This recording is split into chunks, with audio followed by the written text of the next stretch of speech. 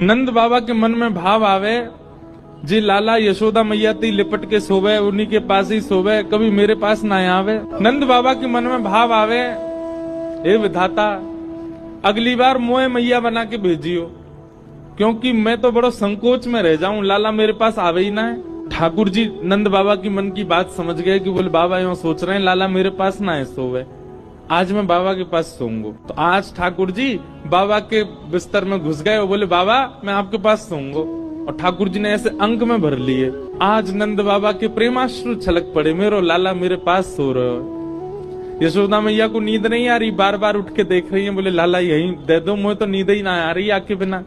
नंद बाबा बोले आप रोज सोती हो, आज मेरे पास सोन दो यार। लेकिन वास्तव में ठाकुर जी नाटक कर रहे थे, ठाकुर जी को नींद नहीं आ रही थी। नंद बाबा की बड़ी बड़ी डारी कभी लाल जी की आंख में लगे, कभी नाक में घुस जाए, कभी गालन पे छुपे।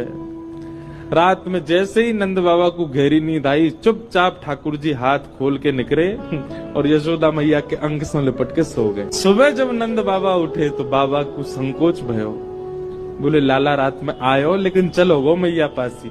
फिर सोचने लगे कि काश विधाता मैं मैया ही होता तो लाला मेरी गोद में ही रहता हूँ हमेशा। ठाकुर जी को लगी बाबा को कैसे सुख दूं मैं। सो ठाकुर जी क्या करने लगे, सोते तो मैया के पास हैं, पर नंद बाबा जो दिन भर बगलबंदी पहन के रहते हैं, रात्रि में जैसे ही उसको उतार देते हैं, ठाकुर जी नंद बाबा की बगलबंदी पहन लेते हैं। अब इतने से लाला और इतनी बड़ी बगलबंदी, और वह पहन ले सो हाथ ठाकुर जी के ऐसे लटके, नीचे नीचे हाथ लटके, नीचे बगलबंदी लटके, और नंद बाबा की बगलबंदी ही ठाकुर जी कंबल बना के ओढ़ लें, वही वही सोमे, वही वही दुबक जाए, वही के भीतर ही रहें। पूरी रात ठाकुर जी उसमें किलोल करते हैं। श्री ठाकुर जी की अंग की सुगंधी से जब वो बगलबंदी अंकित हो जाती है, तब अगले दिन नंद बाबा पहन के जाते हैं तो उनको पूरे दिन यही आभास होता हो कि लाला मेरे हृदय से लगो गए हो, लाला की सुगंधी आ रही है, लाला रात भर यही में सोए हो। तो वो गगदल पहनते हैं श्री ठाकुर जी, वो शीतकाल में ही दर्शन होता है।